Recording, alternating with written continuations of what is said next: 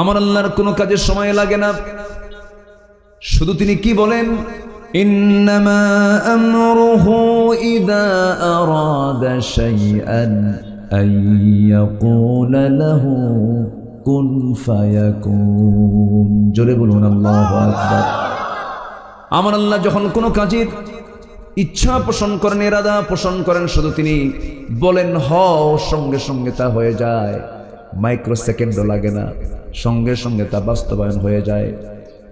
আমার আল্লাহ তো সেই আল্লাহ যিনি আকাশের মালিক, যিনি জমিনের মালিক, যিনি সাত সমুদ্রের মালিক। এত বড় মালিকানার পরিচয় পৃথিবীর কেউ দিতে পারবে না। আমার আল্লাহ তার নিজের পরিচয় দিতে নিয়ে যে কথাগুলো বলেছেন, এমন কথা পৃথিবীর কোনো মানুষের দ্বারা সম্ভব নয়।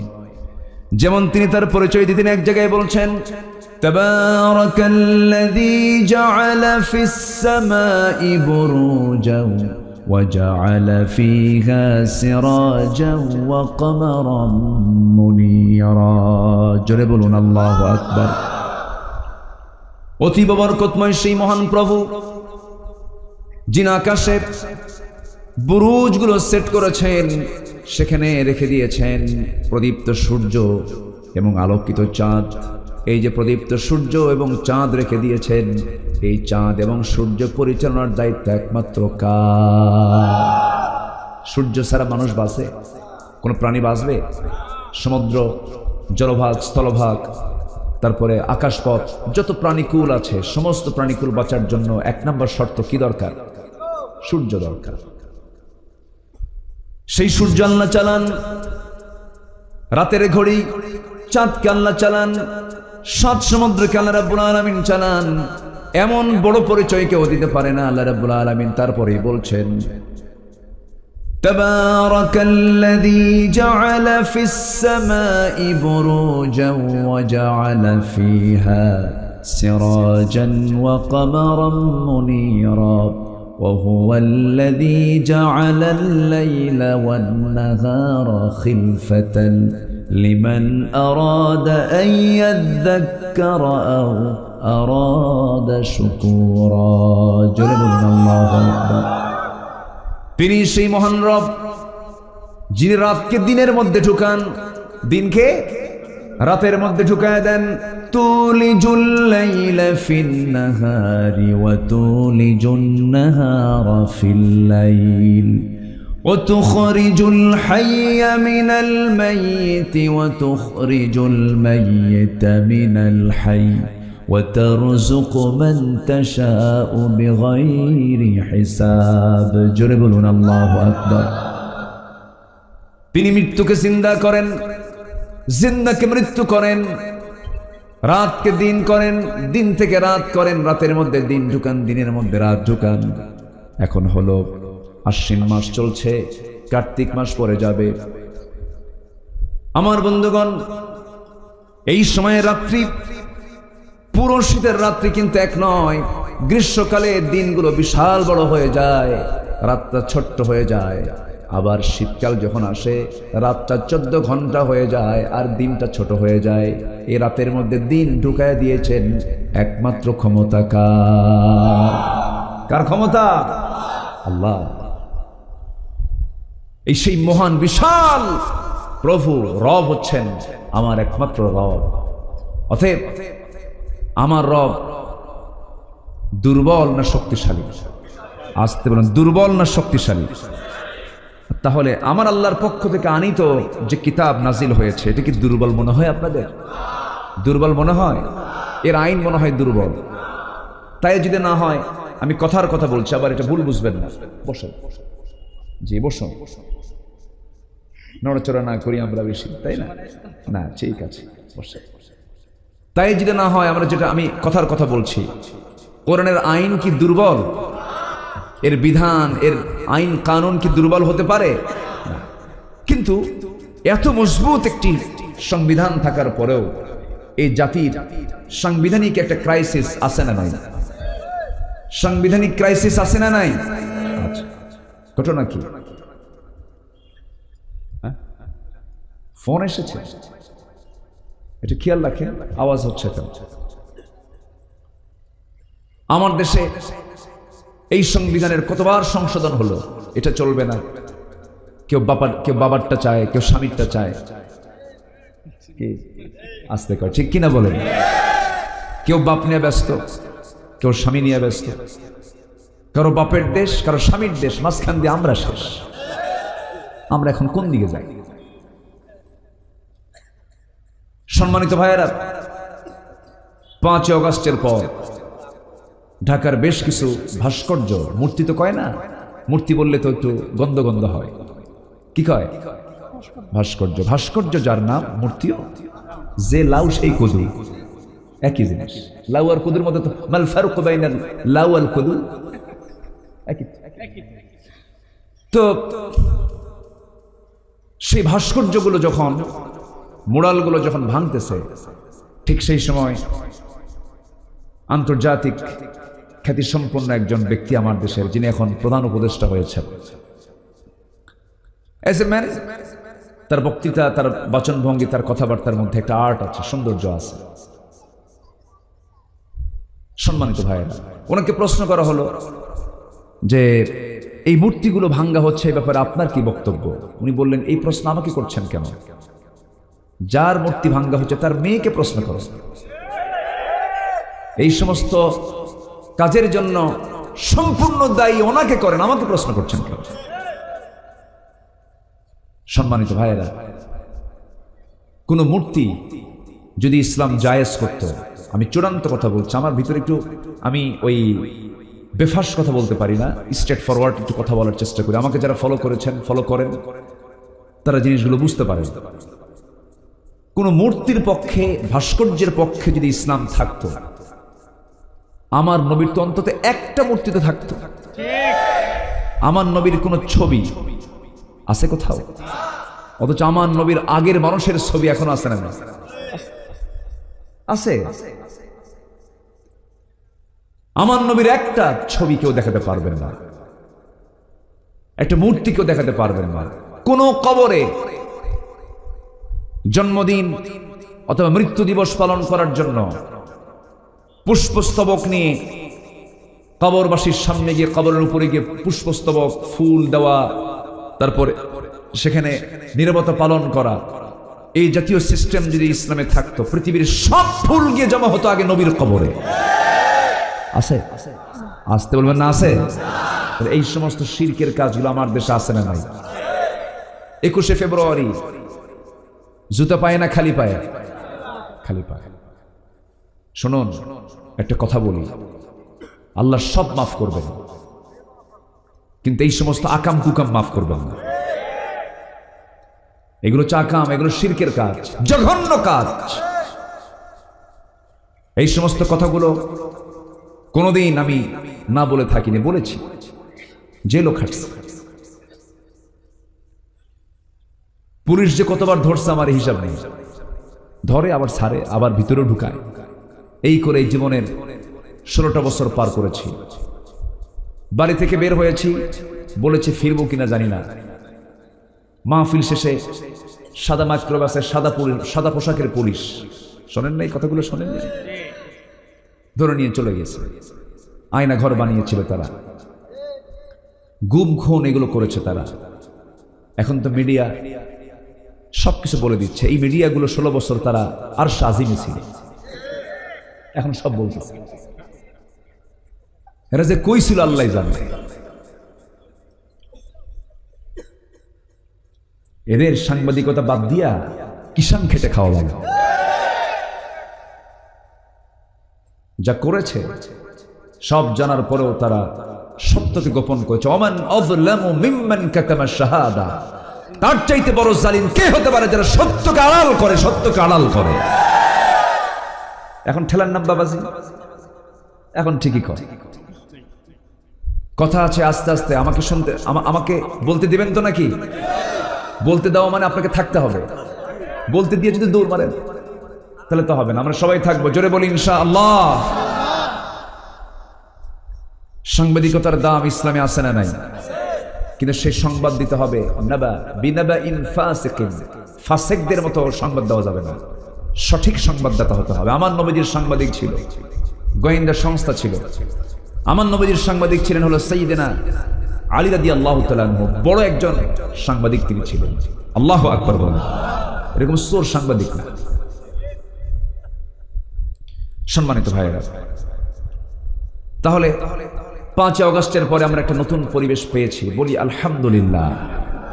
কিন্তু আসল বিজয় কি হয়েছে আমাদের? আসতে পারে। আসল বিজয় কি হয়েছে? সাইকেল রাখলে সাইকেল থাকে, মোবাইল থুয়ে গেলে মোবাইল থাকে? থাকে না। এই যে বসে আছেন থেকে বান্দরবান পর্যন্ত আরবিতে একটা সীমান্তবর্তী এরিয়া ছিল, সানআ থেকে হাজরামাউত পর্যন্ত। এমন একটা সময় আসবে যে সময় নিকষ কালো ঘন অন্ধকার রাত্রিতে কোন সুন্দরী নারী একাকিনী নিঃসঙ্গিনী রাত্রি ভ্রমণ করবে একাকিনী, কোন পুরুষ তার দিকে তাকানোর সাহস পাবে না, একমাত্র কারো ভয় নয়, কার ভয়ে? আমার নবীজির সময় সেই শাসন জারি হয়েছিল, কোরআনটা চালু হওয়ার কারণে সেই পরিবেশটা সৃষ্টি হয়েছিল। আজও যদি কোরআন কোন জনপদে চালু হয়ে যায়, আমার আল্লাহর ওয়াদা, লাফাতাহনা আলাইহিম বারাকাতিম মিনাস সামাই ওয়াল আরদ। জোরে বলুন আল্লাহু আকবার। আসমান এবং জমিনের রহমতের দরজা আমি আল্লাহ রাব্বুল আলামিন খুলে দেব। আমার বন্ধুগণ, বিশ্বে মোটামুটি এখন 2 শতাধিক রাষ্ট্র আছে। 2 শতাধিক রাষ্ট্রের ভিতরে 56টা হলো মুসলিম রাষ্ট্র। এই 56টি মুসলিম রাষ্ট্রের মধ্যে যদি বলা হয় কোরআন দিয়ে চলছে কয়টা দেশ, এমন দেশের সংখ্যা বেশি না কম? না একেবারেই কম। এই যে কয়েকদিন আগে হলো একটা। সারা জীবনে আমেরিকা সন্ত্রাসী বলেছে, জঙ্গি বলে তালেবানকে চিহ্নিত করেছে বারবার। সেই তালেবানরা কোরআন দিয়ে সমাজ চালাচ্ছে, রাষ্ট্র চালাচ্ছে। মাত্র কয়েকটা বছর, 2 বছর 1.5 বছর চলতেছে, তাদের যে অর্থনৈতিক যে সমৃদ্ধি, তাদের টাকার মানটা কমেছে না বেড়েছে? বেড়েছে। ওদের পক্ষে কথা বললে পরে আমাদেরকে বলে জঙ্গি, আমাদেরকে জঙ্গি। মানে তারা প্রমাণ করতে চায় ইসলাম মানেই হলো জঙ্গিবাদ, ইসলাম যারা মানবে তারা হলো জঙ্গি। এই সমস্ত মিথ্যা অপপ্রচারগুলো চালানোর জন্য আমার দেশেও কিছু দালাল আছে না নাই? আছে। আমার দেশেও কিছু দালাল আছে। এগুলোকে ফেস করতে হবে, শত্রুগুলোকে চিহ্নিত করতে হবে। সম্মানিত ভাইয়েরা, আল্লাহ তাআলা আমাদেরকে একটা চান্স দিয়েছেন, একটা সুন্দর সময় আমরা পেয়েছি। আর মাহফিল করতে কমিটির কোনো টেনশন নেই। টেনশন আছে? দেখেন মুরব্বী কি হাসিটা মারছে এখন, দেখেন কোনো টেনশন নেই। কি যে পেরেশানি জানেন? মাহফিল কমিটির যা মূল ব্যক্তি, সে যে কত বড় আসামি ছিল 16 বছর, থানায় গিয়ে সামনে দাঁড়ায় থাকতে হতো। পুলিশ বলতে মাহফিল করে লাভ কি, বিড়ি খাইয়া লাভ কি? সম্মানিত ভাইয়েরা, থানা মানেই ছিল হলো একটা আতঙ্কের জায়গা, ঠিক কিনা? মামলা রেডি থাকতো, অজ্ঞাত। কি বলেন তো, কি শেষে কি? অজ্ঞাত। এখন আসামি পূরণ করতে হবে। আসামির একটা কোটা আছে যে থানায় এতগুলো মামলা, এতগুলো আসামি, এটা পূরণ করতে হবে। শেষ পর্যন্ত আসামি না খুঁজে পায়া রাস্তার ফকিরে ধরে না আসে মানুষ। এরকম রেকর্ডও ছিল। কিন্তু আমার দেশ অত্যন্ত সম্ভাবনাময় একটা দেশ। এই জন্য বলবো আমি, পুলিশ ছাড়া, প্রশাসন ছাড়া, থানা ছাড়া 10টা দিন এদেশের জনগণ এই দেশ চালিয়েছে। চালায়নি? চালাইছে না? চালাইছে। এটা একটা কল্পনাতীত একটা বিষয়। আমেরিকা সম্ভব না। সোর, এই যে সোর একটা আছে আমাদের পার্শ্ববর্তী দেশ, সম্ভব না। আমার দেশের মানুষের ভিতরে কিছু গুণ আছে, শুধুমাত্র সব ভালো ছিল, শুধু একটা সমস্যা, সবচেয়ে বড় সমস্যা, একটাই সংকট, সবচেয়ে বড় সংকট। সে সংকট হলো সৎ এবং যোগ্য নেতৃত্বের সংকট। মুসলমান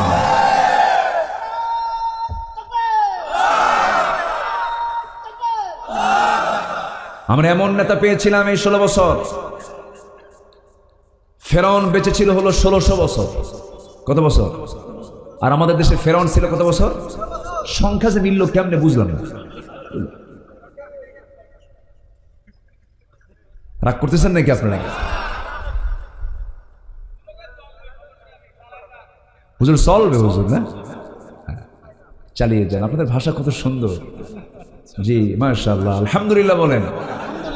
ভাষাগুলো একদম গটগট করে বলেন, সব ভাষা একদম স্বচ্ছ পরিষ্কার বোঝা যায়। নোয়াখালীর ভাষা আরো বোঝা যায়, একটু প্যাঁচ আছে, তাও তাদের ভাষাও সুন্দর। বলি আলহামদুলিল্লাহ। সব মা কি খারাপ ভাষা শিখায়? মায়ের ভাষা বলতে সব ভালো। বলি আলহামদুলিল্লাহ, কোনো মায়ের ভাষাই খারাপ নয়। এই 16 বছর যে নেতৃত্ব আমরা পেয়েছি, লজ্জায় মাথা নিচু হয়ে যায়। এক নেতা পালানোর জন্য দাড়ি কাটলো, মাথার চুল সাদা চুল কালো বানায় ফেলল।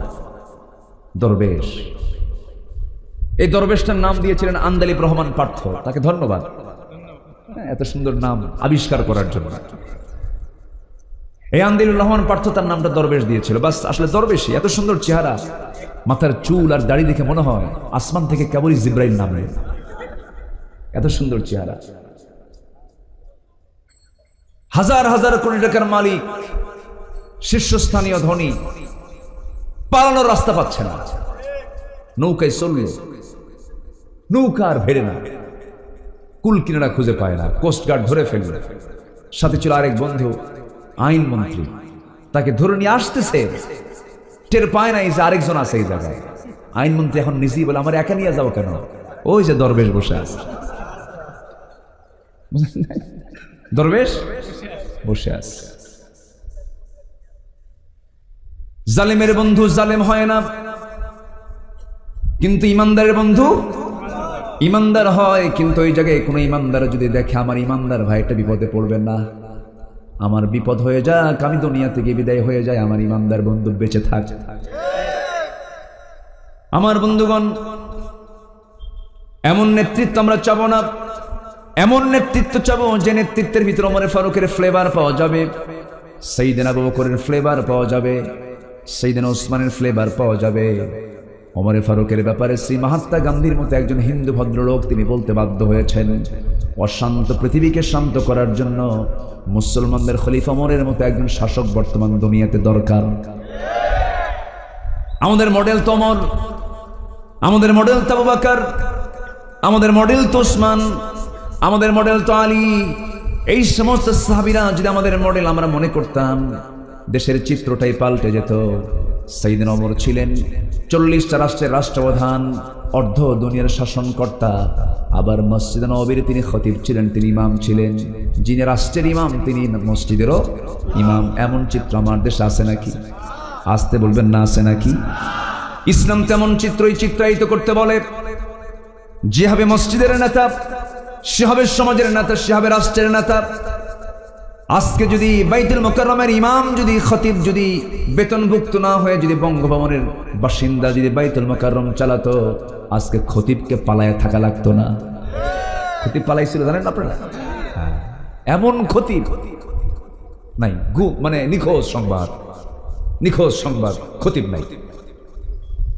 2 সপ্তাহ পরে সাঙ্গ ফাঙ্গ নিয়ে আবার মসজিদ দখলের চেষ্টায় আসছে। জুতার বৃষ্টি, এমন জুতার ঢিল মারা হলো, এত জুতা নিক্ষেপ করা হলো যে জুতা ছাড়ার কিছুই দেখা যাচ্ছিল না। পরে সাংবাদিক ব্রিফিং করে খতিব বলতেছে, অল্পের জন্য রক্ষা পেয়েছি, একটা জুতাও আমার গায়ে লাগে নাই। এই হচ্ছে অবস্থা। সম্মানিত ভাইয়েরা, আমি একটা আয়াত, 2-3টা আয়াত তেলাওয়াত দিয়ে শুরু করেছি সূরাতুর রাআদ থেকে। আমি সেখান থেকে কিছু কথা বলতে চাই। আমরা আজকে 4টা আমল শিখে যাব। জোরে বলি ইনশাআল্লাহ, জোরে বলি ইনশাআল্লাহ। কয়টা আমল বলেন তো? এর মধ্যে একটা আমল জানেন, সবচেয়ে বড় মজবুত আমল, সেটা হচ্ছে ধৈর্য শিখে যাব। কি বলেন তো, কি শিখে যাব? ধৈর্য। বিয়ে আগে দরকার না ধৈর্য আগে দরকার? আস্তে আস্তে, অনেকে কইছে বিয়ে আগে দরকার, ধৈর্য আগে দরকার। মানে রেগে যাবেন, হেরে যাবে। ধৈর্য যদি ঘটবে তো একটা অঘটন ঘটে যাবে। এই জন্য আল্লাহ তাআলা নামাজের আগে ধৈর্যের কথা বলেছেন, ইস্তাঈনু বিস-সাবরি ওয়াস-সালাহ। আল্লাহু আকবার বলেন। ধৈর্যের সাথে এবং নামাজের মাধ্যমে তোমরা আমার কাছে সাহায্য চাও। তেলাওয়াতকৃত আয়াতের প্রথম অর্ডারটাই হলো যারা ধৈর্য ধারণ করবে আল্লাহর সন্তুষ্টির জন্য। সবর একটা সবচেয়ে বড় গুণ। সবর আছে যার, ব্যবসা আছে তার, সবর আছে যার, পরিবার আছে তার, সবর আছে যার, সংসার জীবন আছে তার, সবর আছে যার, আল্লাহর সন্তুষ্টি হাসিল আছে তার। সব জায়গায় ধৈর্যের দরকার আছে না নাই বলেন? আছে। ধৈর্য ছাড়া কোনো কিছুই হয় না। আল্লাহ রাব্বুল আলামিন সুন্দর করে সূরাতুল বাকারার 155 নম্বর আয়াতে বলছেন, যারা পারেন ঠোঁট মিলিয়ে বলুন আমার সঙ্গে, আয়াত মিলিয়ে মিলিয়ে বলুন, খুব কমন আয়াত। আল্লাহ রাব্বুল আলামিন বলেন, ইয়া আইয়ুহাল্লাযীনা আমানুস্তাঈনু বিস-সাবরি ওয়াস-সালাহ ইন্নাল্লাহা মা'আস-সাবিরিন। জোরে বলুন আল্লাহু আকবার। ঈমানদারেরা তোমরা আমার কাছে সাহায্য চাইবে সবর এবং সালাতের মধ্য দিয়ে, আর জেনে রেখে দিও আমি আল্লাহ ধৈর্যশীলদের সাথে সর্বক্ষণ আছি। ধৈর্য হারা ব্যক্তির সঙ্গে আমার কোনো সম্পর্ক নাই। আমার বন্ধুগণ, ধৈর্য আগে দরকার। দেখবেন বিয়ে করেছে, ধৈর্য নাই, সকালেও তালাক দেয়, বিকেলেও তালাক দেয়, আবার সংসারও করে। এমন সংসার বুঝি যশোর জেলায় নাই? আসতে বলবেন না, আছে না? নাই, খালি তালাক না। আমার ফোন প্রায় প্রায় দিয়ে বলে, হুজুর তালাক তো মারছে। তালাক মারছেন তো কি হয়েছে হুজুর? একটু কি সমাধান টমাধান নাই? ফাঁক ফকর কিছু নাই? আমার ফাঁকও খোঁজ। আমার বন্ধুগণ, অসংখ্য পরিবার এমন আছে ধৈর্যচ্যুতির কারণে তালাক দিয়ে দেয়। ডিভোর্স হয়ে গেছে, তালাক হয়ে গেছে, সেই তালাক প্রাপ্তা বউটাকে নিয়ে আবার সংসার করছে, দিব্যি জেনার সংসার হচ্ছে, গুনাহ হয়ে যাচ্ছে। আখির জামানায় এমন চিত্র হবে, এমনটাও ভবিষ্যৎবাণী করেছেন মুহাম্মদ সাল্লাল্লাহু আলাইহি ওয়াসাল্লাম। আখির জামানায় এমন অবস্থা সৃষ্টি হবে, সবাই জানবে স্বামী স্ত্রীর সংসার কিন্তু জেনার সংসার। কেন হচ্ছে, কি জন্য হচ্ছে? এর মূল কারণ হলো, 1 নাম্বার, ধৈর্য নাই, সবর নাই।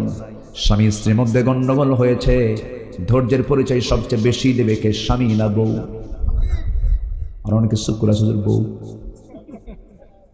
কে বলেন? বলেন, বেশি পরিচয় কে দেবে? স্বামী দেবে।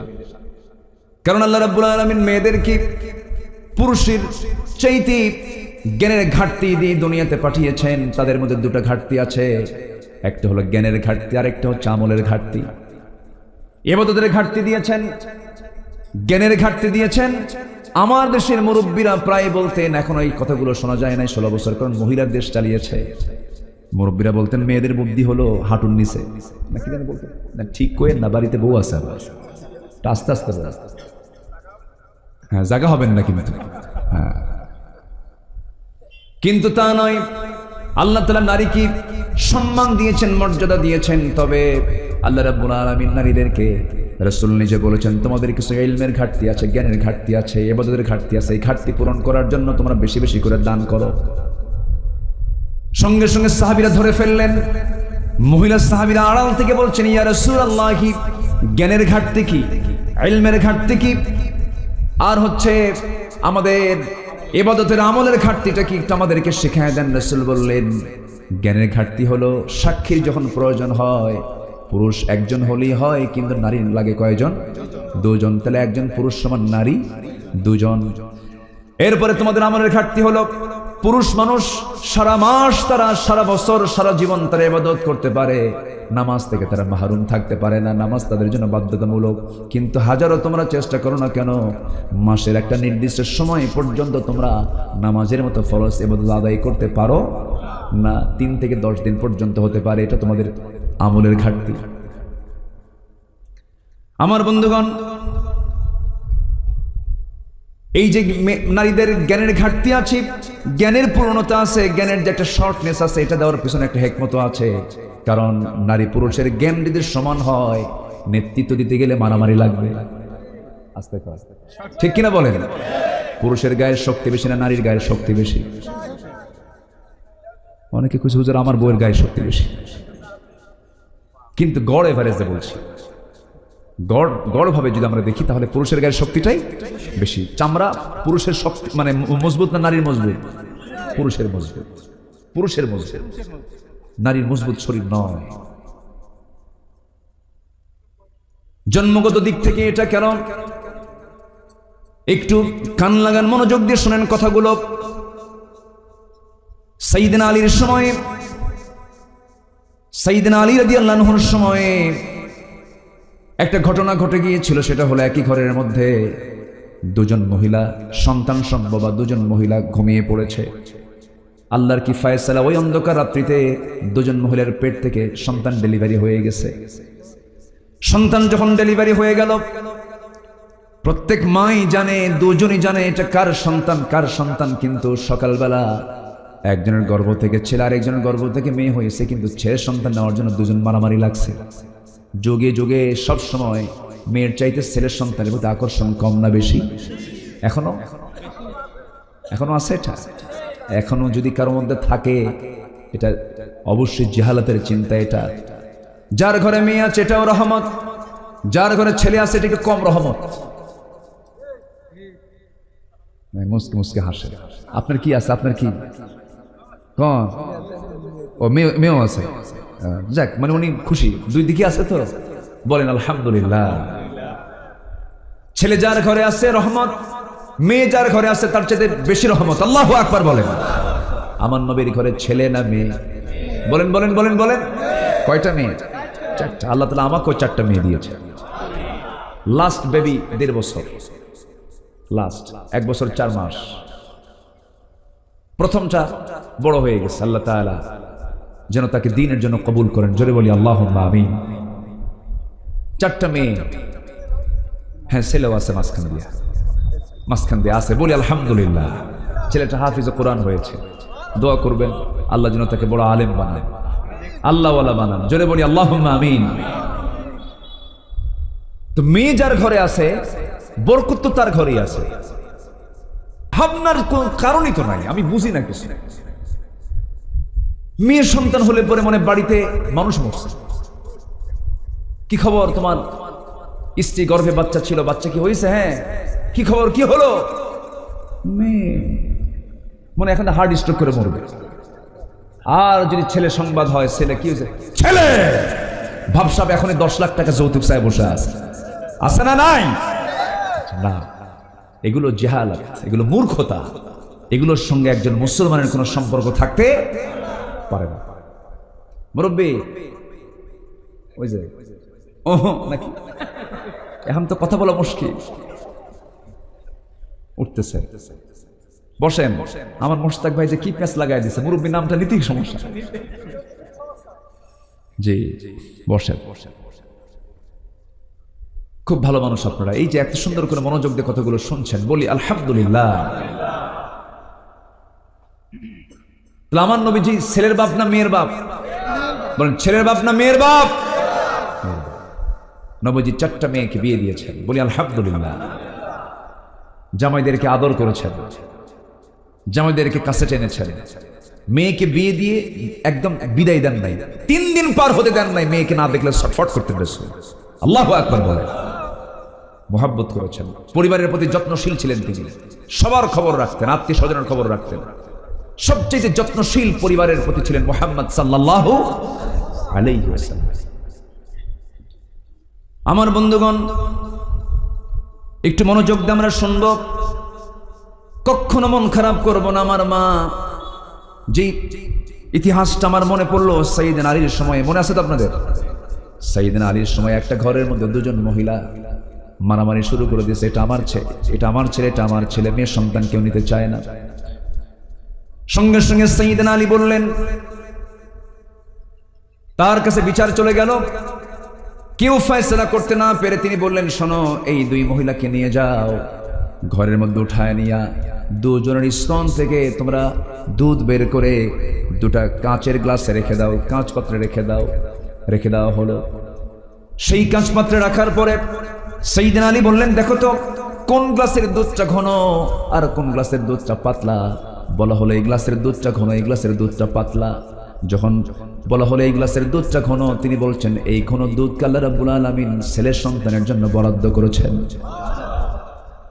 যে দুধটা পাতলা, এই পাতলা দুধটা মেয়ের সন্তানের জন্য বরাদ্দ করেছেন। মানে ছেলে যা খাবে মেয়ে তার অর্ধেক খাবে। যেরকম সুবহানাল্লাহ। তাহলে খাদ্য অর্ধেক, সম্পদ বাবার থেকে সম্পদও কি অর্ধেক, খাবারও অর্ধেক, জ্ঞানও।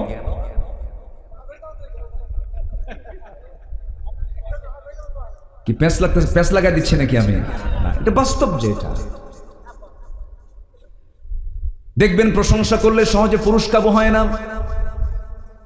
কোন পুরুষের সামনে যদি আপনি তার প্রশংসা শুরু করেন, সে মনে মনে ভাববে সে আমারে মনে হয় একটা কিছু করতে চাচ্ছে, এত পাম দেয় কেন।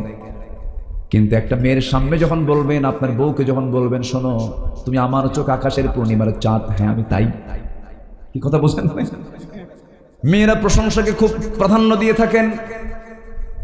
আল্লাহ তাআলা নারীকে এমন করে সৃষ্টি করেছেন, কারণ একটা মেয়ে যখন তার মার গর্ভ থেকে আসে, প্রথমে মায়ের কোলে, ধীরে ধীরে বড় হতে থাকে, বিয়ে যখন হয়ে যায় তখন সে স্বামীর ঘরে, স্বামী যখন চলে যায় তখন সে ছেলের ঘরে। নিজের ঘর বলতে কিছু নাই। নিজের ঘর বলতে কিছু আছে নাকি?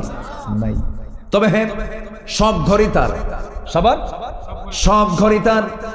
এই যে আল্লাহ তাআলা তাকে এমন করে দায়িত্ব দিয়েছেন, এত সম্মান দিয়েছেন, মর্যাদা দিয়েছেন। তবে একটা কথা জেনে রাখবেন, আমি তাদেরকে ছোট করার জন্য কতগুলো বলছি না।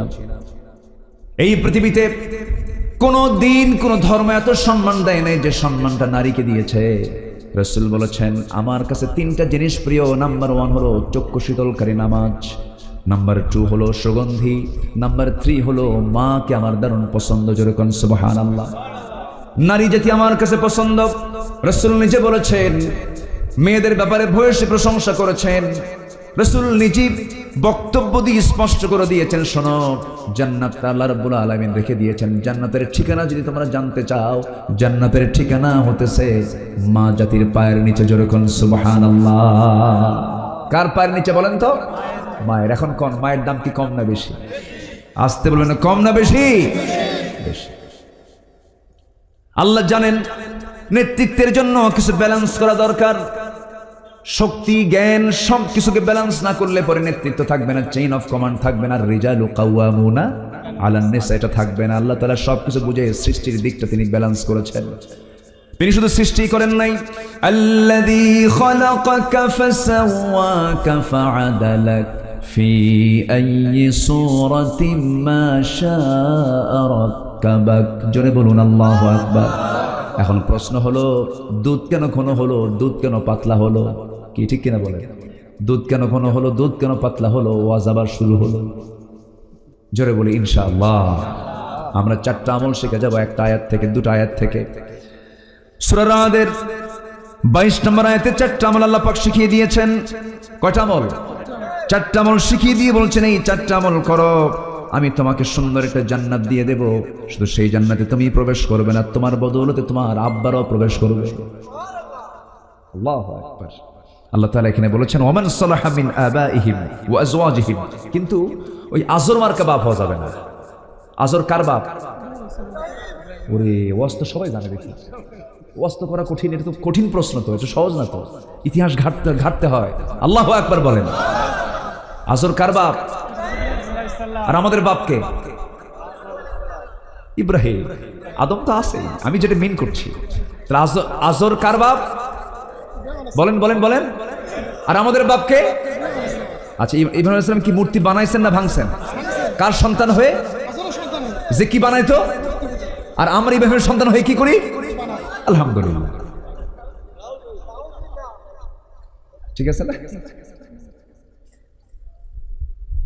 আমার বন্ধুগণ, আজরের মতো বাপ হলে পরে জান্নাত পাওয়া যাবে না। নেক্সট সন্তানের যদি বাপ হতে পারি, এটা আমার আপনার জন্য বোনাস। শুধু সে নিজে জান্নাতে যাবে না, তার আব্বা আম্মাকেও জান্নাতে নিয়ে যাবে। আল্লাহ তাআলা অর্ডার দিবেন, ও বান্দা, তোর কার কার পছন্দ তুই নে, কাকে কাকে তোমার ভালো লাগে নিয়ে নাও, তাদেরকে নিয়ে তুমি জান্নাতে চলে যাও। কিন্তু জান্নাতে যাওয়ার জন্য কিছু পজিশন লাগবে। একটা বান্দা জান্নাতের উপযুক্ত তখনই হবে যখন বান্দা শিরিক মুক্ত জীবন গড়বে। শিরিকের গন্ধ যার মধ্যে থাকবে না। দেখবেন আমার দেশে কিছু রোগী আছে, কবর দেখলে পরে সেজদা দেয়। ওটা কি মানুষ না রোগী? বলেন, মানুষ না রোগী ওটা? এই রোগে আক্রান্ত হলে পরে জাহান্নাম তার জন্য বরাদ্দ হয়ে যাবে। আমার দেশের কিছু দরবারি হুজুর আছে, তারা কবর পূজার পক্ষে, ওরা বলে তাজিমি সেজদা। দেখছেন কি ভাবে? তাজিমি সেজদা। একটা আছে যে গান টান গায়, কি কি সিচুয়েশন, কি আমার দেশে যে কি চলছে এখন, এগুলোকে একটু ব্যালেন্স করা দরকার। বেহুদা বক্তব্য যারা দেবে তাদেরকে মঞ্চ থেকে নামায় দেওয়া দরকার, ঠিক কিনা? মঞ্চটাকে কলুষিত করছে একটা মহল, আয়াত নাই, হাদিস নাই, খাজা দিল করে তাজা, ইসমে জালাল, গাজার কলকি খাওয়া হালাল, যেরকম নাউজুবিল্লাহ। আছে না নাই? আছে। এদের সংখ্যাও কিন্তু কম না, অনেক। চিটাগাং গেলে তো উপায় নাই, কত যে মাজার আমার দেশে আছে। এক এলাকার নাম আছে 3 লাখ পীর। কয় লাখ পীর? 3 লাখ পীর। মানিকগঞ্জে এক মাহফিলে গেছে কয়েক বছর আগে, যে গ্রামে মাহফিল সেই গ্রামে 350 পীর। তো বললাম আমার দাওয়াত দিচ্ছেন কেন? হুজুর একটাও নামাজ পড়ে না। সম্মানিত ভাইরা, এত পীর থাকার পরেও আমার দেশ থেকে সুদ বন্ধ হয় না, ঘুষ বন্ধ হয় না। ঘুষ এই সমস্ত মুরিদ বানায় বন্ধ হবে না, ঘুষ ঘুষি মেরে বন্ধ করতে হবে মুসলমান। ঘুষি ঘুষি ঘুষ বন্ধ করতে হবে কি মেরে? ঘুষি মেরে। এমনি এমনি বন্ধ হবে না। ফালিয়ুগাইয়িরুহু বিয়াদিহি, এটা আমার কথা না, রাসূল বলেছেন কোন অন্যায় কাজ হতে দেখলে হাত দিয়ে আগে মিটাও। কি তাহলে ঘুষ বন্ধ করতে হবে কি মেরে? ঘুষি মেরে। ফালিয়ুগাইয়িরুহু বিয়াদিহি ফাইন লাম ইস্তাতি' ফাবিলিসানিহি, না পারলে মুখ দিয়ে কও, না পারলে মুখ দিয়ে বলো। আমার বন্ধুগণ, এত দরবার, এত মুরিদ, এত মসজিদ, এত খানকা, এত মাদ্রাসা, এরপরও সুদ বন্ধ হয় না, এরপরও জিনা বন্ধ হয় না, মদের দোকান বন্ধ হয় না। তাহলে বোঝা গেল মসজিদ বাড়লে, মাদ্রাসা বাড়লে, আলেম ওলামা বাড়লেই বন্ধ হবে না। এই সমাজ থেকে, রাষ্ট্র থেকে এই সমস্ত অপকর্ম দূর করার জন্য জমিনে চালু করে দিতে হবে কার বিধান? আসতে বলবেন না, কার বিধান? এটা কি এমনি এমনি আসবে নাকি? এমনি এমনি আসবে না। এর জন্য কাজ করতে হবে, যে কাজটা রাসূল শিখিয়ে দিয়েছেন আমাদেরকে। আল্লাহ তাআলা তার রাসূলকে কেন পাঠিয়েছেন, কি জন্য পাঠিয়েছেন? কোরআনকে প্রশ্ন করুন, কোরআন জবাব দিয়ে দিচ্ছে। আমার সঙ্গে ঠোঁট মিলিয়ে সবাই বলুন, হুয়াল্লাযী আরসালা রাসূলাহু বিল হুদা ওয়া দীনিল হক লিইয়ুযহিরাহু আলাদ-দীনি কুল্লিহি ওয়া কাফা বিল্লাহি শাহীদা। জোরে বলুন আল্লাহু আকবার। তিনি সেই মহান প্রভু যিনি তার রাসূলকে দ্বীনে হক দিয়ে দুনিয়াতে পাঠিয়েছেন, যেন তিনি কি করতে পারেন? সকল দ্বীনের উপরে আল্লাহর দ্বীনকে বিজয়ী করেন। এই জন্য আমি আল্লাহ তাকে দুনিয়াতে পাঠিয়েছি। এই দুনিয়াতে আল্লাহর দ্বীন ইসলাম ছাড়া আরো দ্বীন, আরো মতবাদ দুনিয়াতে আছে না নাই বলেন? আচ্ছা, আমার দেশে চলছে আল্লাহর আইন না মানুষের আইন? বলেন বলেন, কার আইন চলছে? মানুষের আইন চলছে আমার দেশে। আমরা চাইবো কার আইন? আসেন দোয়া করে দিই, দু একজন করে ওঠে।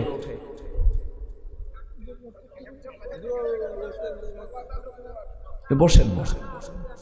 ও আচ্ছা, আমি খুব কষ্ট দিয়ে ফেলতেছি মনে হয় আপনাদের, একটু বসেন। উঠলে আমার মানে কোনো আলোচকের সামনে থেকে যখন কোনো শ্রোতা উঠে যায়, তখন আলোচকের এক একটা মনে হয় বুকের তার ছিটতে থাকে, খুব কষ্ট হয়। বসেন। মাহফিলের সৌন্দর্য রক্ষা করার দায়িত্ব একার না সবার?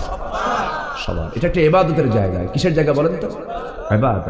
বসে থাকবো, সওয়াব অবিরত হতেই থাকবে। বলি আলহামদুলিল্লাহ। খুব কম লোক উঠেছেন, ওঠেন নাই, জাস্ট আমি উঠতে দিচ্ছি না। জি, মুরব্বী আবার আসবে, উনি একটু মাযুর, আবার চলে আসবেন, উনি ছুটি নিয়েছেন। একটু হাত উঁচু করে বলেন, হুজুর আমি আসতেছি আবার। না আলহামদুলিল্লাহ। কিছু বুড়ো মানুষ আছে যুবকের মতো, আলহামদুলিল্লাহ।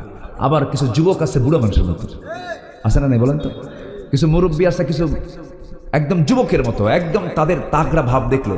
আমি 2018 সালে যখন জেলখানায় যাই, তখন এক মুরব্বীর বয়স 86 বছর। কত বছর?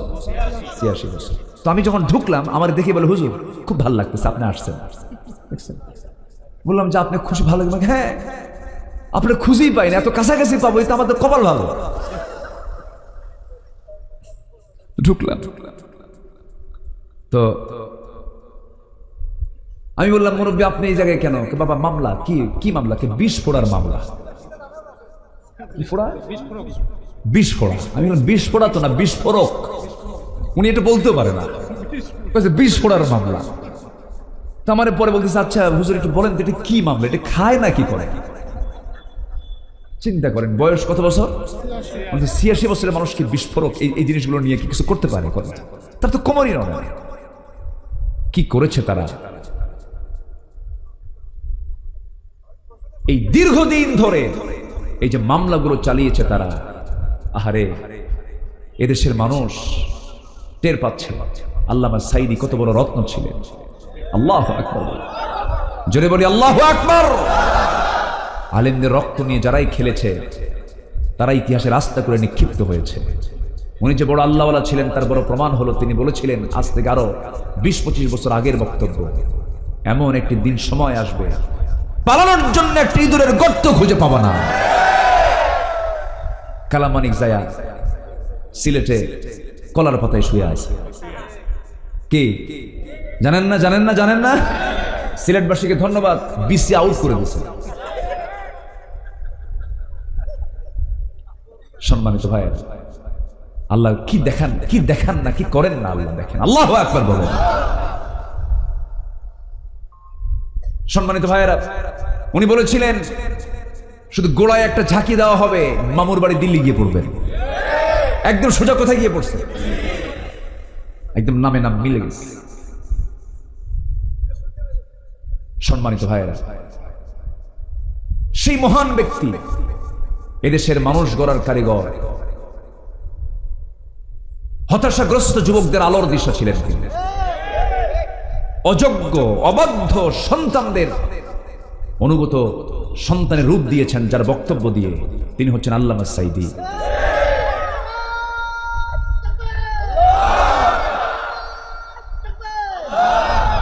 সে আল্লামা সাঈদী রাহিমাহুল্লাহ জীবনের 52 বছর কোরআনের খেদমতে তিনি আঞ্জাম দিয়েছেন। 52 বছর তিনি মারা যাননি, তাকে মেরে ফেলা হয়েছে, ঠিক কিনা? এই তাফসীর মাহফিলের প্ল্যাটফর্ম থেকে প্রযুক্তির কল্যাণে জানান দিতে চাই, যে সমস্ত ব্যক্তিদের ষড়যন্ত্রের মধ্য দিয়ে একটা সুস্থ মানুষকে জেলখানা থেকে ধরে নিয়ে এসে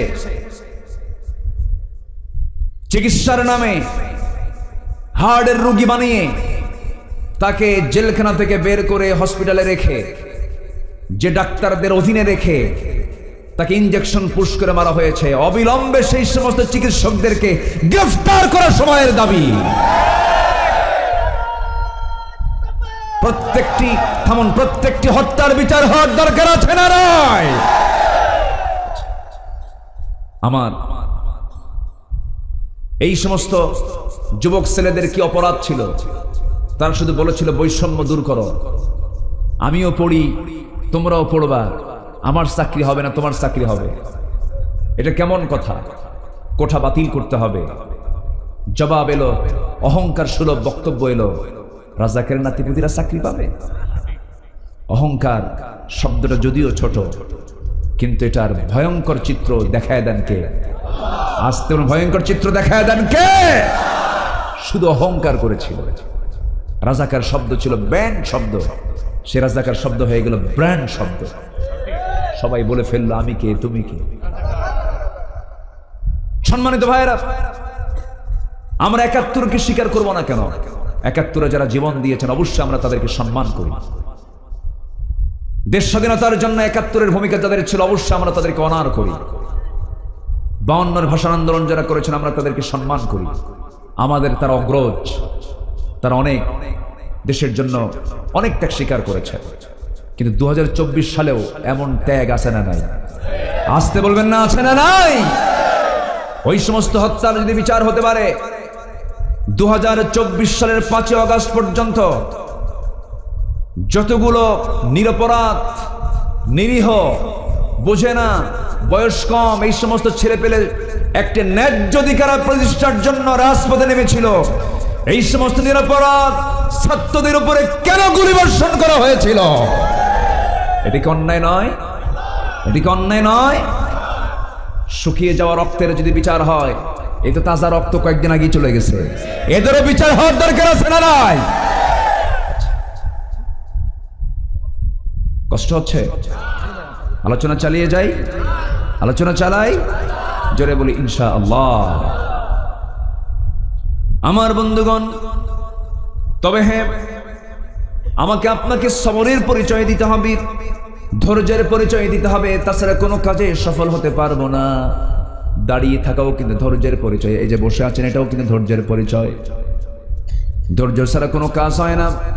এই যে 2024 সালের 5 আগস্ট পর্যন্ত যে আন্দোলনটা হলো, ওই সমস্ত ছাত্রদের দিল থেকে ভয়টা দূর করে দিয়েছিলেন তিনি আমার কে? ভয় না। স্বরাষ্ট্রমন্ত্রীকে এক পুলিশ অফিসার বলে, স্যার কি করব, গুলি করি, একটা মরে আর বাকিগুলো দৌড়ায় না, ওরা আরো আগায় আসে। তো এই দিল থেকে ভয়টা দূর করে দিয়েছেন তিনি কে? বিজয় দিয়েছেন কে? আল্লাহ নিজেই বলছেন, ইল্লা তানফিরু يعذبكم عذابا أليما ويستبدل قوما غيركم ولا تضروه شيئا جربون الله أكبر। তোমরা যদি পালাও তাহলে তোমাদের পরিবর্তে এমন একটা জালিম গোষ্ঠীকে তোমাদের উপরে চাপিয়ে দেব, তুমি তাদের কোনো ক্ষতি করতে পারবে না। তাহলে পালালে পরে বিপদ হয়ে যেত কম না বেশি? বেশি। কিন্তু বিপদ দূর করার জন্য ওই সমস্ত যুবকদের দিল থেকে ভয় দূর করে দিয়েছেন তিনি আমার কে? বিজয়টা কে দেন? আসতে বলবো না, বিজয়টা কে দেন? ধৈর্য তারা ধরেছে, সবর তারা ধরেছে, ইসবাত কঠিন সিদ্ধান্ত নিয়েছে, দাঁড়িয়েছিল, এটাই সবর। এটা কি সবর? ইন্নাল্লাহ মা'আস সাবিরিন। ধৈর্যের সাথে আল্লাহর সম্পর্ক আছে। এই জন্য ধৈর্যটা সবচেয়ে বড় একটা বিশাল গুণ ইমানদারের জীবনে। সবচেয়ে বড় ধৈর্য হলো, ধৈর্যের কিছু সংজ্ঞা আছে। এক নাম্বার হলো, ধৈর্য তাকেই বলে যে বান্দা পাপ কাজ থেকে নিজেকে বিরত রাখে, হলো সবচেয়ে বড় ধৈর্যশীল। যে বান্দা পাপকে ছয় না, পাপকে স্পর্শ করে না, এটাই সবচেয়ে বড় সবরের পরিচয়। এর চেয়ে বড় ধৈর্যশীল আর কিছুই হতে পারে না। আজকের সমাজে পাপ করা সহজ না, নেক আমল করা সহজ। বলেন কোনটা সহজ? পাপ কাজ করা সহজ। আপনি মদ খাবেন, কেউ কিছু বলবে না। আপনি জিনার দিকে যাবেন, কেউ কিছু বলবে না। আপনি সুদ খাবেন, কেউ কিছু বলবে না। ঘুষ খাবেন, কেউ কিছু বলে না। কিন্তু ইসলামী রাষ্ট্র যদি হয়ে যায়, কোরআনের আইন যদি চালু হয়ে যায়, এই সমস্ত কাজগুলো করা বান্দার জন্য সহজ হবে না, কঠিন হবে? কঠিন হয়ে যাবে। একটা ইসলামী সমাজের বৈশিষ্ট্য হলো, ভালো কাজটা করা সহজ হবে, মন্দ কাজটা করা কঠিন হয়ে যাবে। আর অন ইসলামী সমাজের বৈশিষ্ট্য হলো, ভালো কাজ করা কঠিন হবে, মন্দ কাজ করাটা পানির মতো সোজা হয়ে যাবে। যা আজকের সমাজে আছে না নাই? এক হাজী সাহেব হজ করতে গেছে, আমি 2015 সালে একসঙ্গে যাচ্ছিলাম। হাজী সাহেব বিমানে চড়লেন। বিমান বালাগুলো পুরুষ হয় না মহিলা হয়? মহিলা হয়। অসুন্দরী না সুন্দরী? বয়স কা না কম বয়সী? কম বয়সী। নির্দিষ্ট একটা বয়সী কম বয়সী মেয়েরা বিমানবালার চাকরি পেয়ে যায়, তাদেরকে ওই কন্ডিশনেই তাদেরকে চাকরি দেওয়া হয়। এক মুরব্বী আমার সঙ্গে হজে চললেন। মুরব্বী মানুষ, ওই বিমানের সিট বেল্ট বাঁধতে পারেন না। এক মহিলা বিমান ক্রু, বিমানবালা এসে তার বেল্ট লাগায় দিয়ে বলে, চাচার কোনো সমস্যা আছে নাকি? আমার দিকে তাকায় বলে, বাবা এটাই কি হজ নাকি? মুরব্বী তো গ্রামের মানুষ। আমি বললাম, চাচা যাওয়ার সময়ও পাবেন, আসার সময়ও পাবেন, মাশাআল্লাহ। কি কথা কি বুঝতেছেন আপনারা?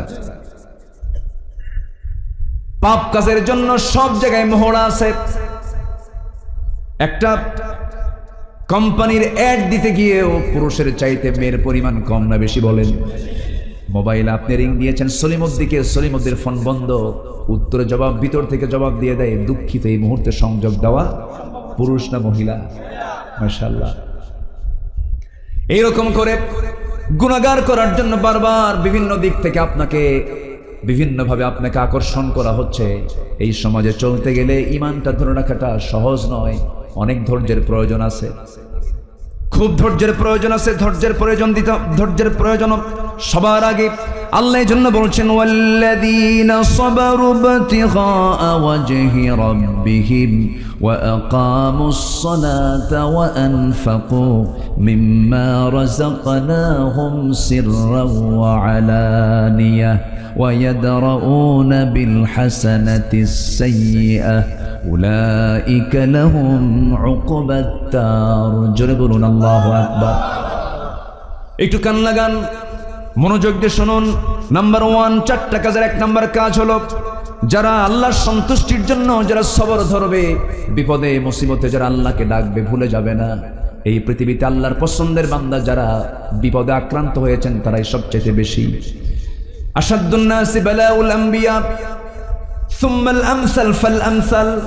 এই দুনিয়াতে সবচেয়ে বেশি বালা মুসিবতের শিকার হয়েছেন প্রথম হলো আম্বিয়া কেরাম, পৃথিবীর প্রথম মানুষ। এই দুনিয়াতে আল্লাহ তাআলা তাদের দুজনকে পাঠিয়ে দিয়েছেন। এই দুজন মানুষের নাম কি বলেন? বলেন বলেন। দুজন দু জায়গায় পড়লেন, এমন বিপদে পড়ে গেলেন, মুসিবতে পড়ে গেলেন, ধৈর্যের পরিচয় দিলেন, চোখের পানি ফেলতে ফেলতে আল্লাহর কাছে দোয়া করলেন। একটা দোয়া আমরা সবাই পারি, কিন্তু অনেকে জানেন এই দোয়াটা কে শিখিয়েছেন? পৃথিবীর প্রথম দোয়া, মানুষের জীবনের প্রথম দোয়া, আসমান জমিনের প্রথম দোয়া, একজন পয়গম্বর এই দোয়াটা প্রথম করেছেন। সেই দোয়াটা হলো, সবাই বলেন, রব্বানা যালামনা আনফুসানা ওয়া ইল্লাম তাগফির লানা ওয়া তারহামনা লানাকুনান্না মিনাল খাসিরিন। জোরে বলুন আল্লাহু আকবার। এই দোয়াটা আমরা সবাই পারি, কিন্তু এই দোয়াটা শিখিয়েছেন প্রথম কে? আদম আলাইহিস সালাতু ওয়াস সালাম। দোয়া শিখিয়েছেন ইব্রাহিম আলাইহিস সালাতু ওয়াস সালাম। তিনি দোয়া করেছেন, রব্বানা তাকাব্বাল মিন্না ইন্নাকা আনতাস সামিউল আলিম ওয়া তুব আলাইনা ইন্নাকা আনতাত তাওয়াবুর রহিম। জোরে বলুন আল্লাহু আকবার। দোয়া শিখিয়েছেন ইউনূস আলাইহিস সালাতু ওয়াস সালাম। যারা পারেন আওয়াজ দিয়ে দিয়ে আমার সঙ্গে ঠোঁট মিলায়া বলুন, লা ইলাহা ইল্লা আনতা সুবহানাকা ইন্নী কুনতু মিনাল যালিমিন। জোরে বলুন আল্লাহু আকবার। আইয়ুব আলাইহিস সালাতু ওয়াস সালাম দোয়া শিখিয়েছেন, রব্বি আন্নী মাসসানিয়াদ-দুররু ওয়া আনতা আরহামুর রাহিমিন। জোরে বলুন আল্লাহু আকবার। আমার নবীর দোয়া সবাই বলেন, রব্বানা আতিনা ফিদ দুনিয়া হাসানাতাও ওয়া ফিল আখিরাতি হাসানাতাও ওয়া কিনা আযাবান নার ওয়াজআলনাল জান্নাতা মাআল আবরার। জোরে বলুন আল্লাহু আকবার। আমার বন্ধুগণ, কোন নবী বিপদে পড়েন নাই, মুসিবতে পড়েন নাই? মুসিবতের কথা মনে পড়ে গেল। আমার নবীর জীবনে পারিবারিক মুসিবতে পড়েছিলেন, মুনাফিকদের দ্বারা তিনি আক্রান্ত হয়েছিলেন। আমার নবীর একাধিক স্ত্রী ছিল। আমার নবীর একটা স্ত্রী ছিল না, একাধিক স্ত্রী ছিল। একাধিক স্ত্রী ছিল, একাধিক স্ত্রী কিন্তু লালন পালন বড় কঠিন ব্যাপার। এক বউ লালন পালন করা সহজ ব্যাপার। এই জন্য আল্লাহ তাআলা পরামর্শ দিয়েছেন, একটাই যথেষ্ট, ফাওয়াহিদাতান, একটাই ভালো, উত্তম। আলহামদুলিল্লাহ। মায়েরা খুব খুশি, হুজুর এটা একটু বুঝাই দেন, খালি আমাদের হুমকি মারে, বিয়ে কিন্তু আরেকটা করুন। একটু বসেন, আমাকে না বলে অনেকে চলে যাচ্ছেন। আমি কিছু বলবো না, কারণ 12টা পার হয়ে গেছে তো, মানুষের তো কর্মজীবন আছে, আগামীকালের অনেক কাজ আছে। আমার মনে হয় একটু দোয়া করে দিলে নাকি, কি করবো বলেন? যে আপনার পাশে থেকে উঠবে তাকে ধরায় দিবে, বসায় দিবে, ব্যাস বসায়। হ্যাঁ বসো। গ্রামের নাম কি আর উপজেলার নাম কি? মনিরাম। এটা গয়েশ। এইদিকে এই নামগুলো এখনো আছে, কিন্তু এই গ্রামে শুনলাম যে কোনো হিন্দু মানুষ নাই এই গ্রামে। আগে ছিল এক সময়, এখন নাই। তবে হিন্দুরাও আমাদের ভাই, তারা তো মানুষ, আমরা তাদেরকে সম্মান করব। আমরা তাদের মন্দির পাহারা দেই, কিন্তু তারা আমাদের মসজিদ পাহারা দিতে পারে না। ঠিক কিনা বলেন? তার সবচেয়ে বড় সাক্ষী হলো ভারত, ঠিক কিনা? বাবরি মসজিদ কে আছে না? হাতুড়ি দিয়ে ভাঙছে ওরা, কিন্তু ওদের মন্দিরকে আমরা ভাঙি। আমরা শিখেছি পৃথিবীতে অন্য ধর্মকে সম্মান করতে। আল্লাহু আকবার বলেন। সম্মানিত ভাইরা, হ্যাঁ ইসলাম শিখিয়েছি, আমরা তো ইসলাম মানি। জি ঠিক আছে, মানার চেষ্টা করি। সম্মানিত বন্ধুগণ, তামান নবীজি তার পারিবারিক জীবনে একটা বড় পরীক্ষার মধ্যে পড়েছিলেন। তো কি ধৈর্যের পরিচয় দেখে। মুনাফিক আগেও ছিল, নবীর জানতেন যে লোকটা মুনাফিক, কিন্তু তাকে নিয়ে কিন্তু আবার রাসূল ছিলেন।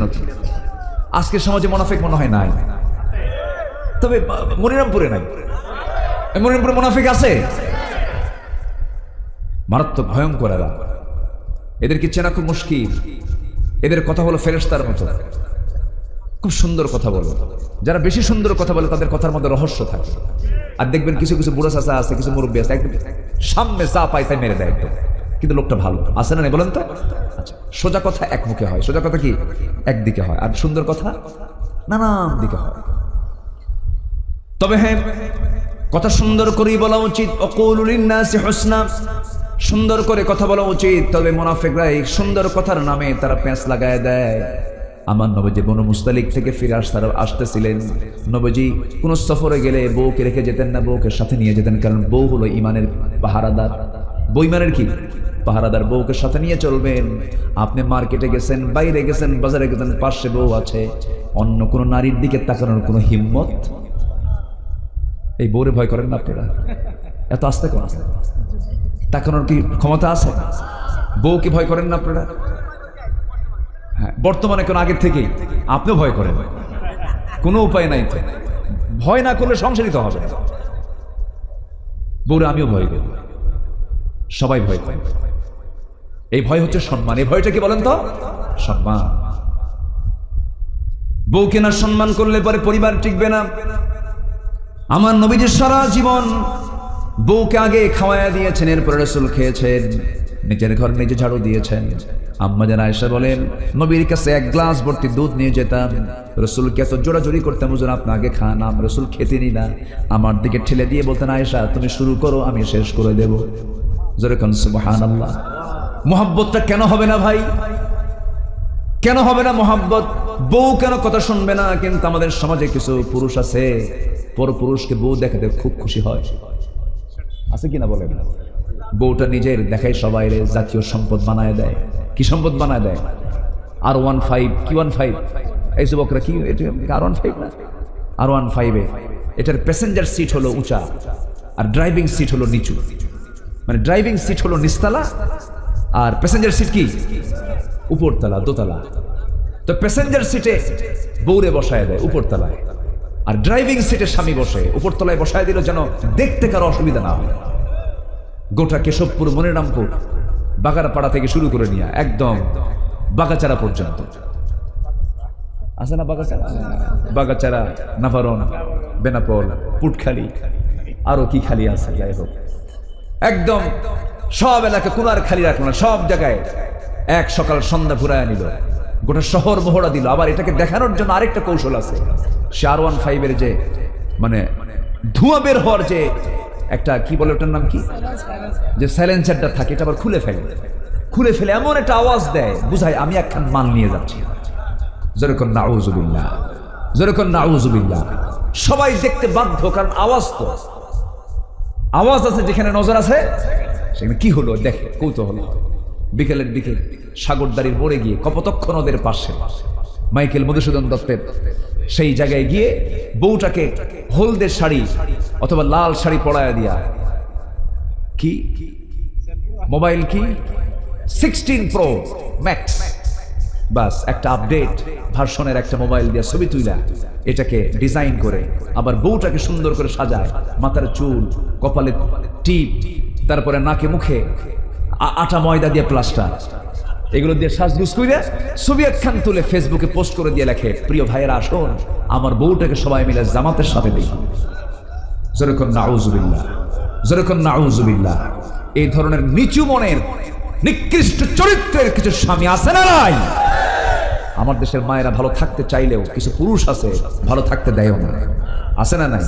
আচ্ছা, এটা উচিত নয়। আমার নবীজি বনু মুস্তালিক থেকে আসতেছেন মদিনার দিকে, রাসূল বউকে সাথে নিয়ে যেতেন।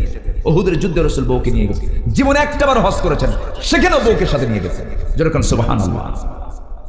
আমার নবীজি ইহরামের কাপড় পরবেন, আম্মা জান আয়েশা বলেন আমার সঙ্গে তিনি সহবাস করলেন, সহবাস করে এরপর গোসল করে ফরজ গোসল সম্পন্ন করে তিনি ইহরামের কাপড় পরে তিনি হজের নিয়ত করলেন। আল্লাহু আকবার।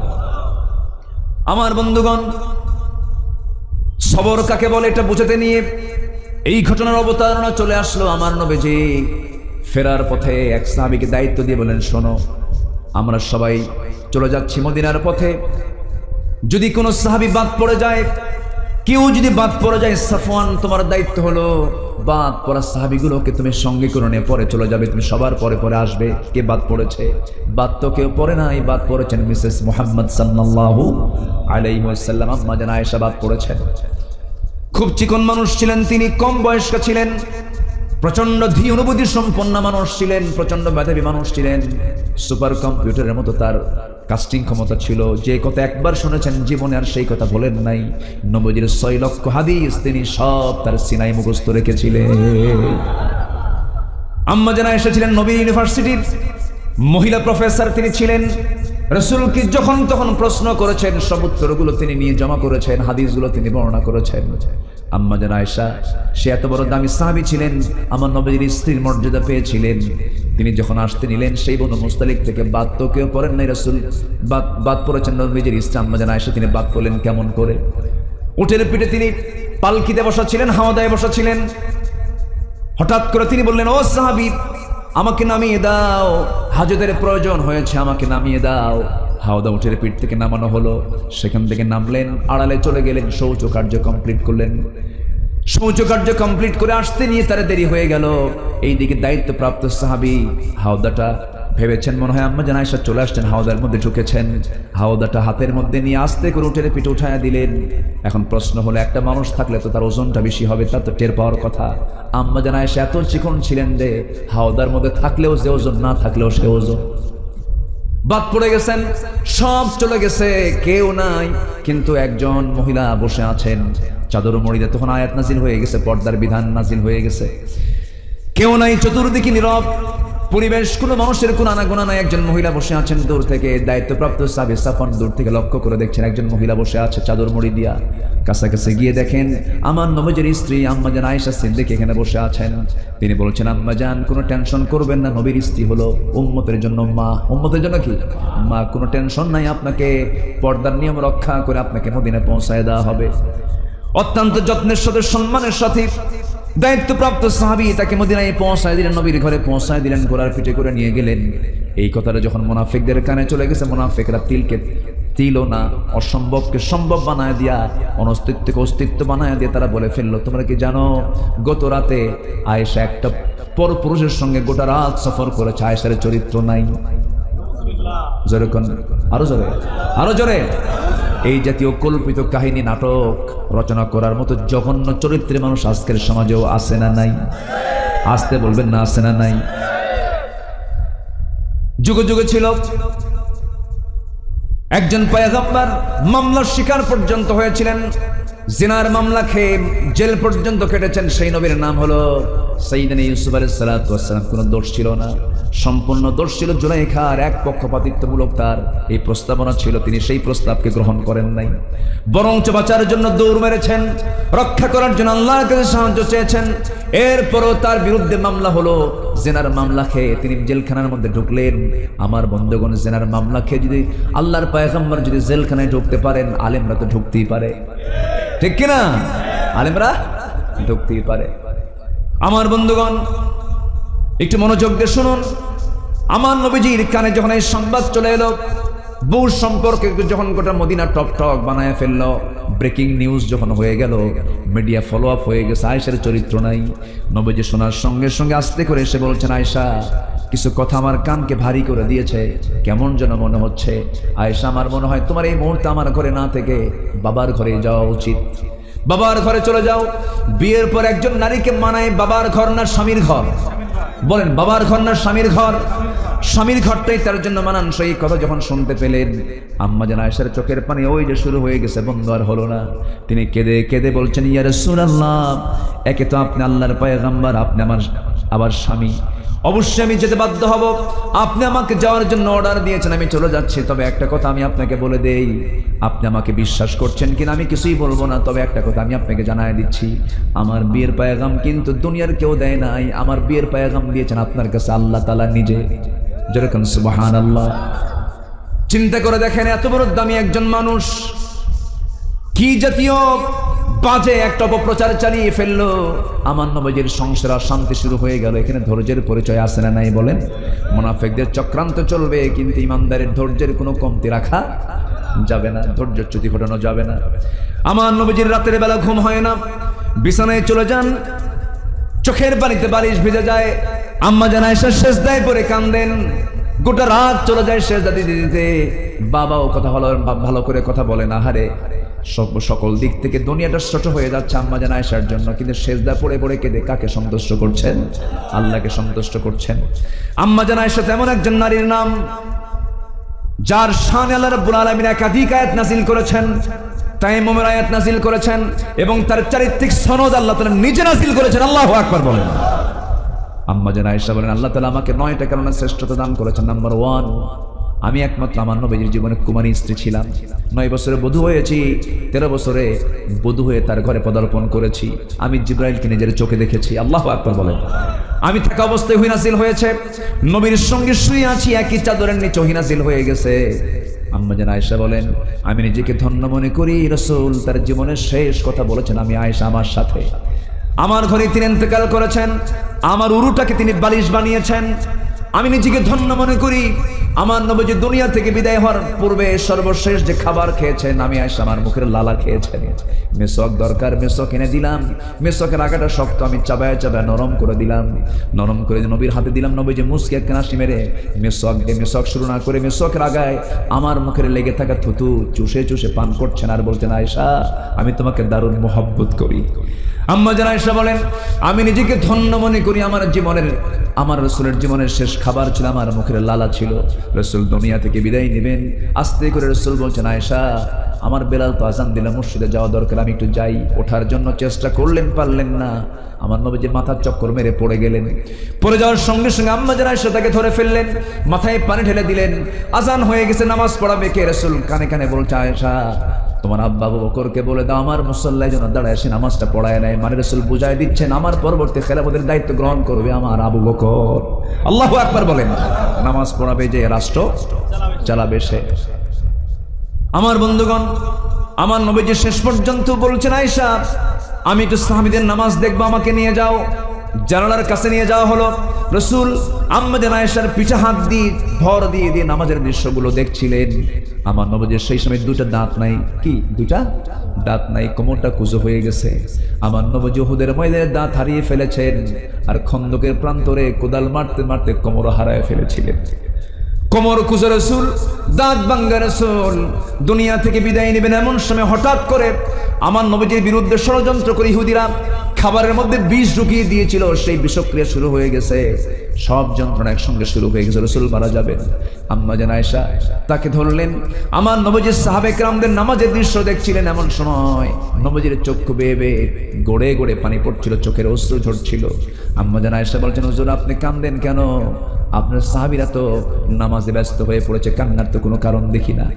আমার নবীজির সঙ্গে সঙ্গে বলছেন, আয়েশা রে আমার চোখের পানি যে দেখতেছো দুঃখের নয়, এটা চরম আনন্দের। তুমি কি জানো এই নামাজ কায়েমের জন্য তায়েফের মানুষগুলো আমাকে পাগল মনে করে মারত। এই নামাজ কায়েমের সংগ্রাম করতে গিয়ে আমাকে পাগল আখ্যা দিয়ে মক্কার কুরাইশ আমাকে কত মেরেছে, রক্তাক্ত করেছে, দেশ ছাড়া করে দিয়েছে। উহুদের ময়দানে এই যে আমার দাঁত নাই, এই যে আমার কোমর চলে গেছে খন্দকের প্রান্তরে, এই নামাজ কায়েমের সংগ্রাম করতে গিয়ে এত ত্যাগ আমার সাহাবীরা করেছে। আমার চাচা সাইয়্যিদুশ শুহাদা আমিন হামজাকে টুকরো টুকরো করে দুনিয়া থেকে বিদায় করেছে, কলিজা বের করে নিয়েছে, হাত কেটেছে, চোখ তুলেছে, কান কেটেছে, নাক কেটেছে। এত ত্যাগ, এত কুরবানির মধ্য দিয়ে আজকে যে নামাজ কায়েম হয়েছে, রাষ্ট্রের পর্যায়ে ইসলামটা কায়েম হয়ে গেছে। এই চরম আনন্দ আমার চোখ থেকে আজকে পানি বের করতে বাধ্য করেছে, আমি এই জন্য কাঁদতেছি। এই কথা বলি রাসূল বলছেন, আয়েশা রে দুনিয়া থেকে তো বিদায় নিয়ে নেব, আমার সাহাবীদেরকে সর্বশেষ একটা মেসেজ তুমি তোমার মুখ থেকে জানিয়ে দিবা। আমি বলে দিচ্ছি, আমার উম্মতরা যেন কখনো 5 ওয়াক্ত নামাজ না ছেড়ে দেয়। জোরে বলি সুবহানাল্লাহ, জোরে বলি সুবহানাল্লাহ। আমার নবীর সর্বশেষ চিন্তা ছিল কাদেরকে নিয়া? বলেন কাদেরকে নিয়া? আমাদের মোহাব্বত থাকবে সর্বশেষ কাকে নিয়া? রাসূলকে নিয়া। আল্লাহু আকবার। এই মোহাব্বত যদি মিলে যায়, নবীর সঙ্গে যদি মোহাব্বত মিলে যায়, মোহাব্বত মিলবে কার সাথে? আসতে বলবেন না কার সাথে? নবীর সঙ্গে মোহাব্বত নেই, আল্লাহর সঙ্গে সম্পর্ক।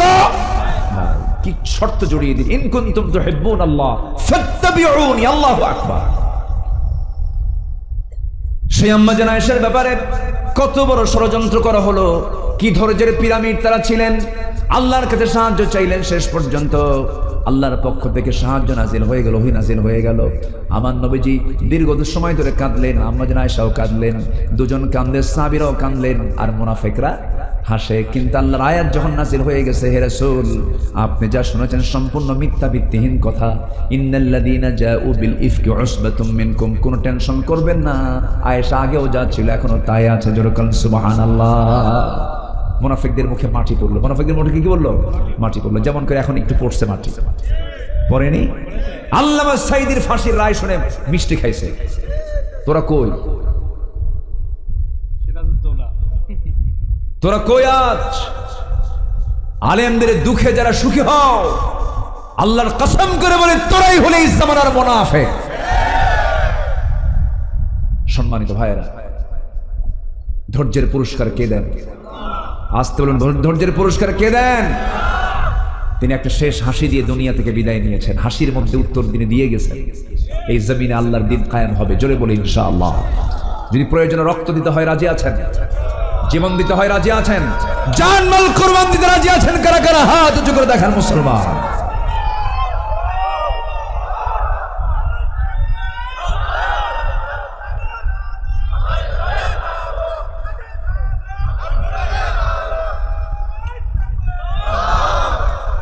আল্লাহ কবুল করুন, জোরে বলি আমিন। এই জন্য সবর ইমানদারদের জীবনের একটা শ্রেষ্ঠ গুণ।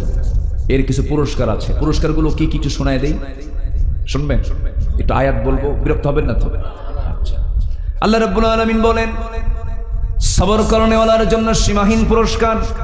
قل يا عبادي الذين آمنوا اتقوا ربكم للذين أحسنوا في هذه الدنيا حسنة وأرض الله واسعة إنما يوفى الصابرون أجرهم بغير حساب। জোরে বলুন আল্লাহু আকবার।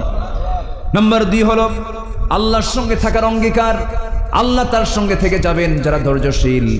যে আয়াতটা আমি বলেছিলাম এর সঙ্গে আল্লাহ তাআলা আরেকটা আয়াত মিলায়া দিচ্ছেন, ওয়া আতিউল্লাহা ওয়া রাসূলাহু ওয়া লা তানাযাউ ফাতাফশিলু ওয়া তাযহাবা রিহুকুম ওয়াসবিরু ইন্নাল্লাহা মা'আস সাবিরিন। জোরে বলুন আল্লাহু আকবার। নাম্বার 3 হলো ধৈর্যের মাধ্যমে বিপদ মোকাবেলার নির্দেশ আল্লাহ রাব্বুল আলামিন করে দিয়েছেন। وَلَنَبْلُوَنَّكُمْ بِشَيْءٍ مِّنَ الْخَوْفِ وَالْجُوعِ وَنَقْصٍ مِّنَ الْأَمْوَالِ وَالْأَنفُسِ وَالثَّمَرَاتِ وَبَشِّرِ الصَّابِرِينَ। জোরে বলুন আল্লাহু আকবার। নাম্বার 4 হলো ষড়যন্ত্রের মুখোমুখি সবরের মাধ্যমে আল্লাহর উপর তাওয়াক্কুল। আল্লাহ রাব্বুল আলামিন বান্দাকে বলছেন, বান্দা যখন কোনো বিপদে পড়বে সবর ধরবে, পুরস্কার দিবেন কে? আল্লাহ তাআলা। নাম্বার 5 হলো ধৈর্যের মাধ্যমে কষ্টকে সহজ করা। যে আয়াতটা আমি বলে দিয়েছি, আল্লাহ তাআলা সকল কষ্ট দূর করবেন ধৈর্যের মধ্য দিয়ে। জোরে কোন সুবহানাল্লাহ। নাম্বার 6 হলো সবর হলো আল্লাহর পক্ষ থেকে বিশেষ একটা পরীক্ষা। আল্লাহ রাব্বুল আলামিন পরীক্ষা করেন, ওয়ালানাবলুওয়ান্নাকুম হাত্তা না'লামাল মুজাহিদিনা মিনকুম ওয়াস-সাবিরিন ওয়া নাবলুয়া আখবারাকুম। আল্লাহ রাব্বুল আলামিন ধৈর্যের মধ্য দিয়ে পরীক্ষা করেন। নাম্বার 7 হলো বিপদী ধৈর্যশীলদের আচরণ এবং রহমতের সুসংবাদ। আল্লাহ রাব্বুল আলামিন বলছেন, আল্লাযীনা ইযা আসাবাতহুম মুসিবাতুন ক্বালু ইন্না, বলেন ইন্না লিল্লাহি ওয়া ইন্না ইলাইহি রাজিউন। এবং আল্লাহর রহমত তাদের উপরে নাযিল হবে ধৈর্য যারা পালন করবে। উলাইকা আলাইহিম সালাওয়াতুম মির রাব্বিহিম ওয়া রাহমাহ ওয়া উলাইকা হুমুল মুহতাদুন। জোরে বলুন আল্লাহু আকবার। আল্লাহর রহমত প্রাপ্ত বান্দা হওয়ার জন্য ধৈর্যের দরকার আছে না নাই? সবর আল্লাহর পছন্দের দৃঢ় সংকল্পের কাজ। দৃঢ় সংকল্প হচ্ছে সবর। আল্লাহ পাক এই গুণগুলো অর্জন করার তৌফিক দান করুন। জোরে বলি আমিন, আরো জোরে আমিন। আল্লাহ রাব্বুল আলামিন সূরা রাদের 22 নম্বর আয়াতে 4টা কাজ করতে বলেছেন। 1 নম্বরে সবর চলে গেল, এত লম্বা সময় হলো মাত্র কেবল একটা হলো সবর। এখন আসেন নাম্বার 2, আকামুস সালাহ। এখন বলেন নুরু, ওয়াজ কি শেষ না শুরু? অনেক সময় লেগে যায়। আমার হানিফ ভাই কোথায় আছে? তো আমারে বলছে হুজুর ফজর পর্যন্ত ওয়াজ করবে। আমি বললাম ঠিক আছে, জানাজা সহ। আমল করার জন্য কি বেশি কথা লাগে? আমরা আমল করব। জোরে বলি ইনশাআল্লাহ। ফজর পড়বেন কারা কারা? একটু হাত তুলে দেখেন। জোরে বলি ইয়া আল্লাহ। আমাদেরকে ফজর, যোহর, আসর, মাগরিব, ইশা 5 ওয়াক্ত সালাত আদায় করার তৌফিক তুমি আল্লাহ দিয়া দাও। জোরে বলি আমিন, আরো জোরে আমিন। নাম্বার 2 হলো নামাজ কায়েম। নাম্বার 3 হলো আল্লাহর পথে দান করা। নাম্বার 4 হলো খারাপকে ভালো দিয়ে প্রতিহত করা। কই যান? আরে সম্মানিত ভাইয়েরা, আল্লাহ তাআলা তুমি সবার অংশগ্রহণকে তুমি আল্লাহ কবুল করো, জোরে বলি আল্লাহুম্মা আমিন। যত মানুষ হয়েছেন আল্লাহর মেহেরবানি, আজকে যশোর এই পয়েন্ট বাদে চতুর্দিকে বৃষ্টি, সব জায়গায় বৃষ্টি হয়েছে, হয় নাই?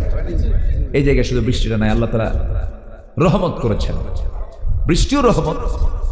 মাহফিল শোনার জন্য আল্লাহ তাআলা আজকে এই এলাকাকে বৃষ্টি মুক্ত রেখেছিলেন, বলি আলহামদুলিল্লাহ।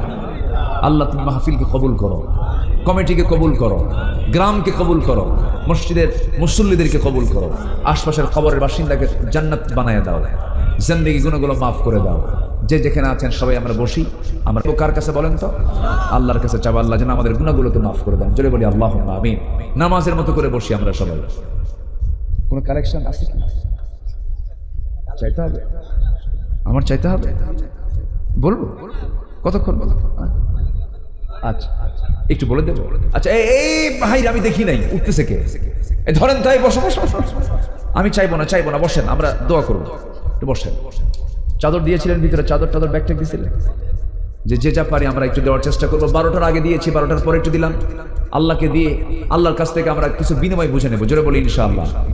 আমরা আল্লাহকে দিলে আল্লাহ কি আমাকে দিবেন না? আল্লাহ কি আমার আপনার মতো এরকম কৃপণ মার্কা? আল্লাহ কি কৃপণ? আল্লাহ কি কম দেন না বেশি দেন?